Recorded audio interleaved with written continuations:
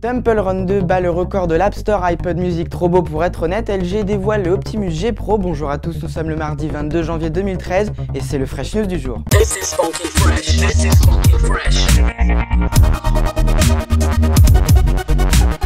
This is funky fresh. This is funky fresh.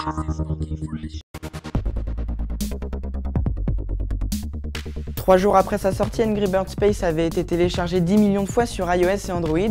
Google Maps lui avait atteint ce chiffre en 2 jours seulement, mais on a trouvé encore plus fort, il s'agit de Temple Run 2, ce petit jeu gratuit où le but n'est autre que de courir et d'éviter les obstacles devant et les objets qui vous arrivent de derrière.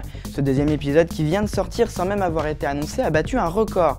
En 4 jours, le jeu a été téléchargé 20 millions de fois et uniquement sur l'Apple Store. On peut rappeler que le premier volet du titre avait lui atteint le nombre incroyable de 170 millions de téléchargements. Le jeu est gratuit mais financé par les micros-achats intégrés et la publicité, un bel exemple de réussite pour un petit jeu indépendant.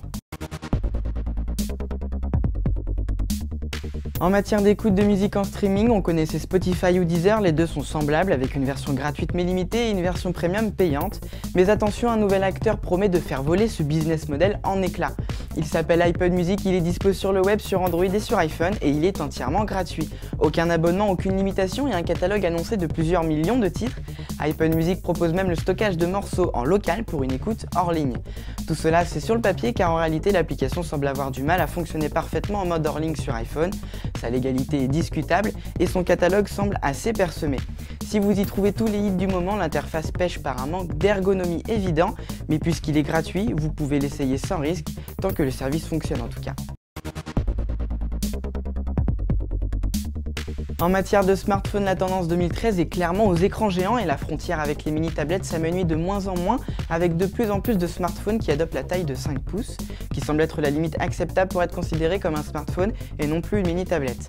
Après le Sony Xperia Z dévoilé au CES il y a quelques jours, c'est au tour de LG de présenter son tout nouveau vaisseau amiral communicant, le Optimus Pro. Il est lui aussi équipé d'un écran Full HD et ultra lumineux de 5 pouces. Sous le capot, LG annonce un processeur 4 cœurs Snapdragon de 1,7 GHz. Globalement, cet Optimus Pro ressemble beaucoup au Xperia Z de Sony, à la différence qu'il n'est pas étanche.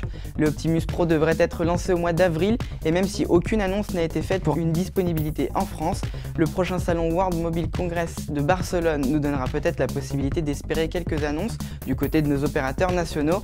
Affaire à suivre. La question du jour nous vient de Thomas qui est sur Mac et qui se pose une question qu'il ne se poserait pas s'il était sur un PC.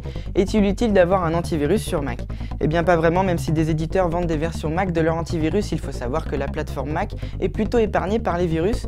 Plusieurs raisons à cela, tout d'abord macOS repose sur un noyau Unix, très sécurisé, et sur macOS on ne peut installer des logiciels que s'ils ont été validés par le Mac App Store.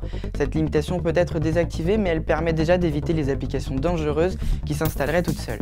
Et enfin la Logitech est bien plus restreinte sur Mac que sur PC, il y a donc moins de risques de tomber sur une application malveillante, donc a priori non, pas besoin d'antivirus sur Mac. Fresh News c'est fini pour aujourd'hui, demain vous retrouverez Nicolas, je vous souhaite une excellente journée, à bientôt.